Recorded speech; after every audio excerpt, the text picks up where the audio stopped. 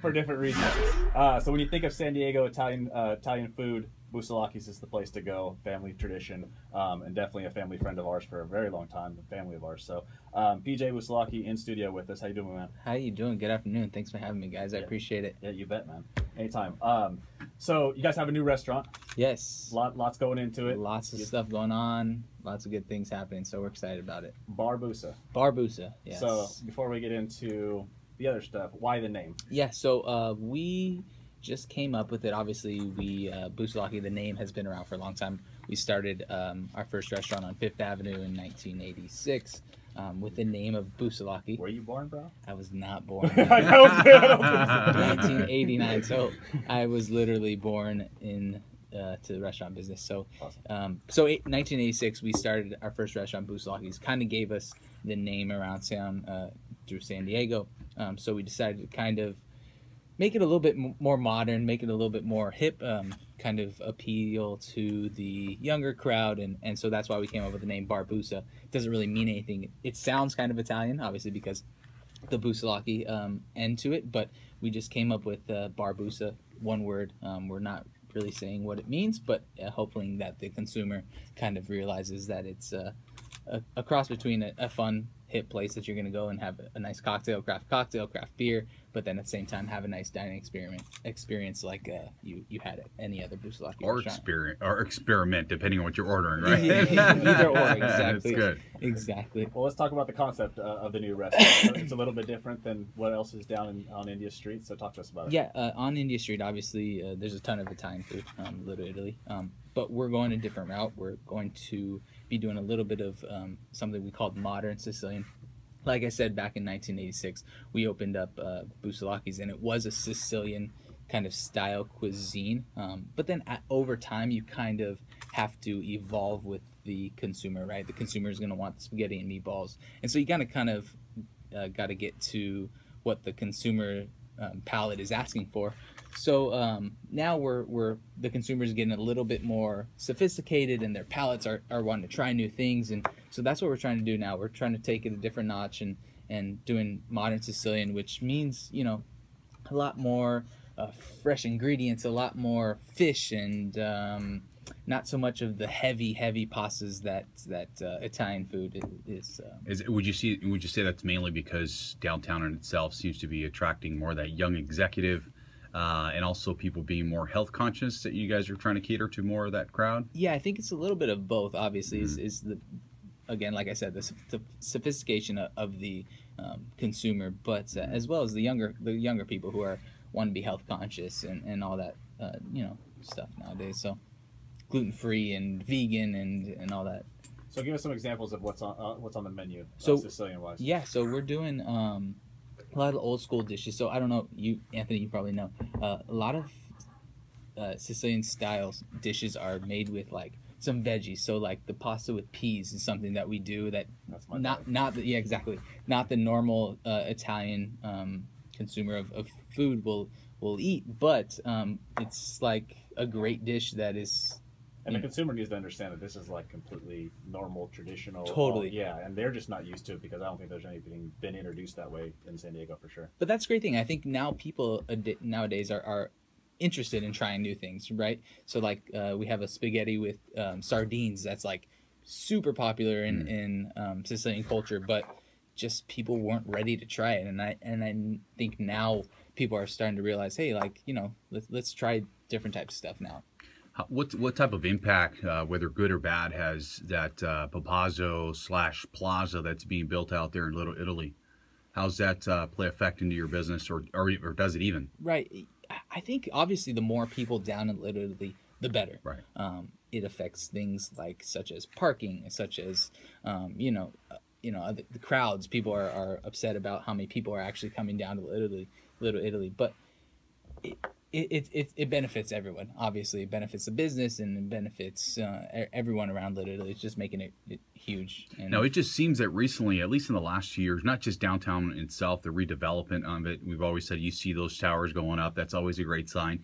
But it just seems when you just zero that down to Little Italy, it seems like it's not just that one block anymore. It seems like it's definitely starting to grow into like the art district, and I'm sure all that has to play a huge part of the demand that the consumer wants, and still have that, that old school. At least for me, I love the fact that when I think Little Italy, you want to think authentic versus the franchise type Italian food type of restaurants. You want to go and feel like you're in Little Italy.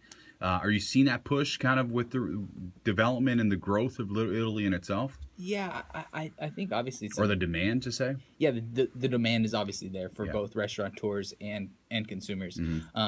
It's moving down towards Kettner now. So it's not just India Street, it's Kettner now. And it's not just these mom and pop places. It's chefs like Brian Malarkey or Javier Plasencia, who have both been on Top Chef.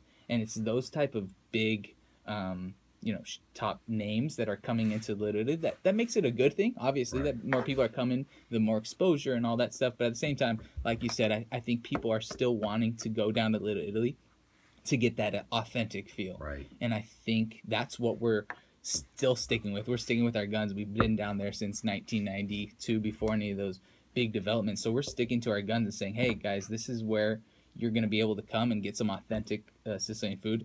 Family run and operated business. We're going to treat you like family once you step into those doors. So now, the restaurant business is probably one of the hardest businesses that I know of. And we're talking downtown and kind of just, matching that up to the nightclub. Typically you're seeing a lot of the nightclubs, they make a run for a few years, and then they kind of start to prickle off, and it's the same owners. They just give it a facelift, new name, get it rebranded, and start pulling a whole different crowd. Is that the same with the restaurant business, or is it, is it something you hold on to for many years, or you have to do something like that where you have to reinvent yourself every 10 years or so?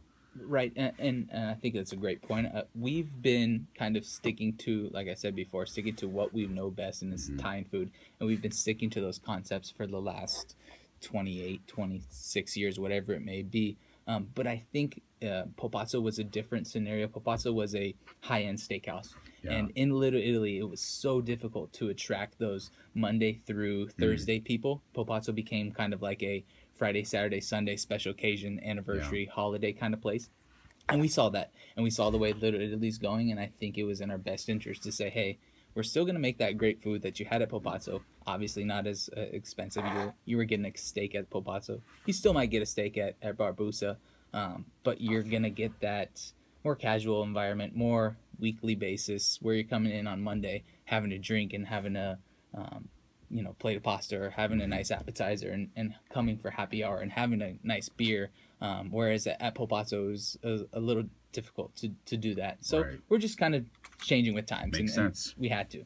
So you talked a little bit about growing up in this business. Yeah. So for, Oscar's saying it's one of the most difficult businesses. For you, you don't know any different. So what are some pros and cons growing up in the restaurant business? Obviously the pros being that it's just a great environment to be in. You meet so many people. Everybody knows PJ was. The cons, obviously, as I'm growing up into it as a youngster, or as me who might have a family in the next couple of years or whatnot, you want to make some announcements on show? What's going on? Some requests? Is mom watching? Watching? Probably. All right, go ahead.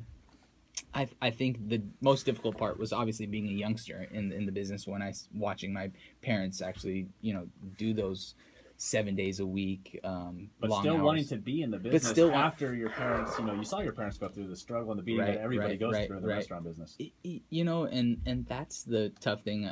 After I graduated college, I'm thinking to myself, shoot, what am I going to do? Am I going to go in the restaurant business? And it's in my blood. I love food. I love talking to people and meeting people and really just making people happy, and by making good food, what makes you happy. And it's like, I'm telling you, I have no choice. You kind of have to. But I think in itself, just the last name Bussolaki, I think it gives you guys, and obviously tied to Popazzo's instant credibility. So I see that right out of the gates, even before you open, you're going to have a following, because the quality and the integrity of what you guys do is definitely there. And that's what we're still trying to keep alive. My dad did it 28 years ago, where he came around and was in the kitchen slaving over meals, and actually came out and shook hands with all of his customers, and people actually took note of that and understood, like, hey, we take great pride in what we're doing. We put out a good product, and we're gonna make, like I said before, we're gonna make you feel like family when you walk in those doors. So give us an idea of when this is opening. So we're hoping mid-May. We're calling it spring 2016, but we'll say mid-May, around there, end of May. Construction's crazy and tough, and we're doing quite a bit of a facelift. So if you had been to Popot's before, we're hoping that it's not going to look at all the same. So we're really excited about it. Hoping in the next month and a half. So Barbusa on Facebook. Barbusa on Facebook, Instagram Barbusa SD, and then www.barbusa.com. Any questions, you can email me directly, pj@barbusa.com. And I'm excited to see you guys. I'm excited to see you all here, hopefully. And I'll be there. So come see me. Give your grandpa a happy birthday before we get out of here. Thank you. Happy birthday, Grandpa. 92 years old today. So. Awesome. 92 years young. Yes, exactly. All right, good stuff, Thanks, guys. I appreciate it. Yeah, you bet. Yeah, man. always great. We'll be back. We're going to be rounding out the show. Joe Blumenfeld of Berkshire Hathaway.